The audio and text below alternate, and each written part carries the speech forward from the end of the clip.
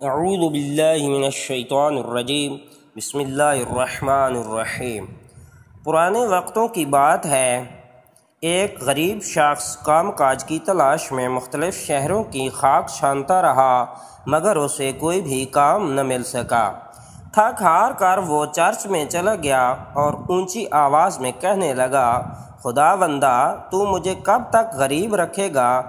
پادری نے جب یہ الفاظ سنے تو اس شخص کو ڈانٹا کہ ایسے دعا نہیں کرتے۔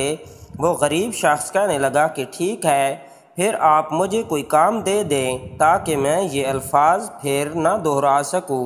پادری کہنے لگا، ٹھیک ہے، مجھے اس چرچ کے لیے ایک کاتب کی ضرورت ہے جو یہاں آنے جانے والوں کے علاوہ چرچ کے اخراجات کا حساب لکھا کرے۔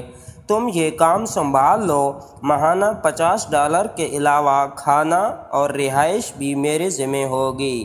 اس شخص نے فوراً حامی بھر لی۔ پادری نے اسے کھاتہ رجسٹر اور قلم دے دیا اور یوں وہ شخص چرچ کا کاتب بن گیا۔ وہ روزانہ پادری کو ہر چیز کے متعلق تفصیل سے بتاتا رہتا تھا۔ جب اسے کام کرتے ہوئے ایک ہفتہ ہو گیا تو پادری نے کہا، ذرا اپنا حساب کتاب لکھنے والا رجسٹر لے کر آؤ تاکہ اس ہفتے کی آمدن اور اخراجات کا موازنہ کیا جا سکے۔ وہ شخص کہنے لگا، جناب مجھے تو لکھنا پڑھنا آتا ہی نہیں، میں تو زبانی ہر چیز کا حساب رکھتا ہوں۔ پادری نے کہا، تم نے مجھے بتایا کیوں نہیں کہ تم لکھ پڑھ نہیں سکتے؟ مجھے تو ایسے شخص کی ضرورت تھی جو پڑھا لکھا ہو۔ تم میری طرف سے یہ $50 لو اور جا کر کوئی دوسرا کام تلاش کرو۔ وہ شخص $50 لے کر جب چرچ سے باہر نکلا تو اس نے دیکھا کہ دو شخص آپس میں باتیں کر رہے تھے۔ ایک شخص دوسرے کو کہہ رہا تھا کہ میں نے تمہیں $50 کر دیے ہیں، اب تم ان سے کوئی تجارت کا کام کرو، اپنا نفع حاصل کرو اور بعد میں مجھے میری اصل رقم لوٹا دو۔ اس شخص نے جب یہ گفتگو سنی تو سوچنے لگا کہ $50 تو میرے پاس بھی ہیں، مجھے بھی تجارت کر کے دیکھنی چاہیے۔ وہ گیا اور بازار میں اچھی طرح گھوم پھر کر دیکھا۔ اس نے دیکھا کہ اس شہر کے امراء ٹماٹر سے روٹی کھاتے ہیں، مگر عجیب بات تھی کہ ٹماٹر وہاں اگتا نہیں تھا۔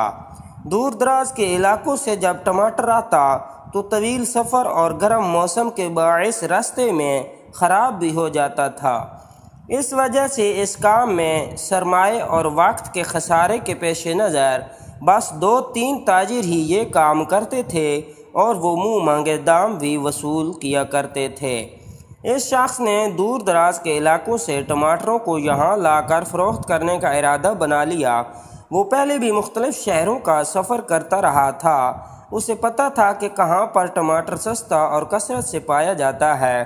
وہ سیدھا وہیں گیا اور وہاں سے جب ٹماٹر خرید کر لایا اور بہت کم منافع کے ساتھ انہیں فروخت کرنا شروع کیا تو پہلے دن ہی سارے ٹماٹر ہاتھوں ہاتھ بک گئے اور اس سے اچھا خاصا منافع بھی حاصل ہوا۔